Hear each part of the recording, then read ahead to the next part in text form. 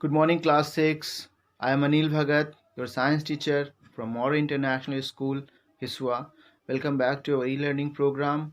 Today, in this video lecture, we are going to discuss about chapter 7, that is getting to know plants. And today we are going to discuss flower and its function. So, in the previous lectures, we had discussed about the different parts of the flower, that normally flower is attached with the stem by the help of a stalk like structure that is called pedicel. After that comes the thalamus. On the thalamus the flowers sit, and the first structure comes the sepals, then comes the petals, then comes the ovary, style, and the top stigma.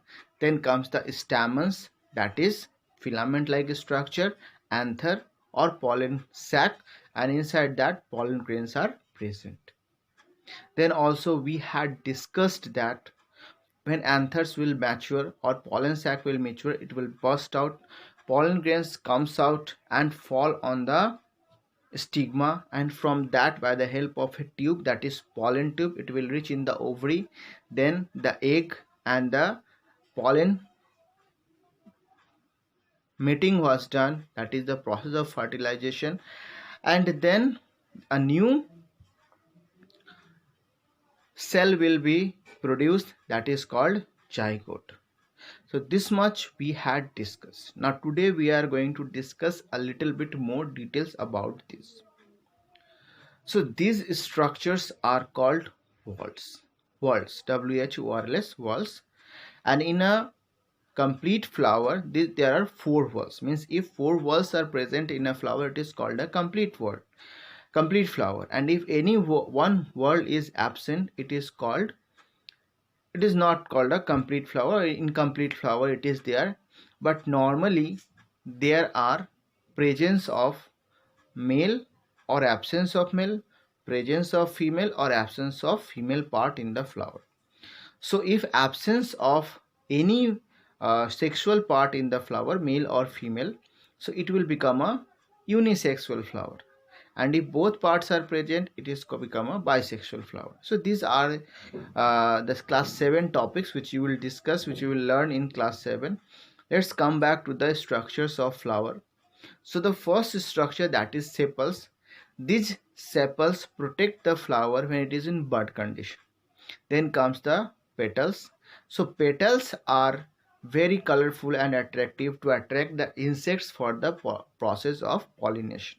Insects, birds, and there is nectar also, which also attract the insects and birds. So when insects and birds come to the flower, the pollen sacs attach to their body, and when they move and sit on the other flower, this pollen grains falls on them.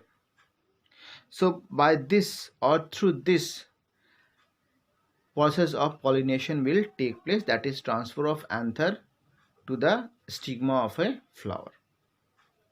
Now after the petals comes the next parts, that is the male and female parts of the flower. So we all know that flower is a reproductive part of a plant. Flower is the reproductive part of the plant. Because of flower, reproduction will take place. So this male and female parts take part in the process of reproduction, and after the process of fertilization, a new cell will become a new cell will appear, that is called zygote. And after process of fertilization, sepals, petals all fall down, only ovary will be there, which becomes the fruit. And inside the fruit there is ovules are there, and these ovules change into seed. So from that a new plant will grow. In the ovary, most of the ovaries, you observe chambers are there, parts are there, and these parts are called locules.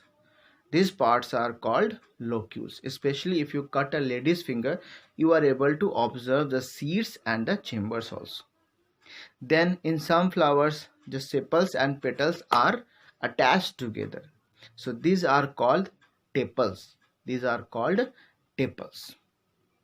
There are some other name also for sepals: calyx, petals, corolla. For the male part, androecium, and for the female part, gynoecium. So these tough words you will learn in the senior classes. So class, I hope you are able to understand about flower and the function of flower, that is reproduction, and also the different functions of the different parts of the flower. If any problem, class, ask me. I will help you. Have a great day. Be safe at home.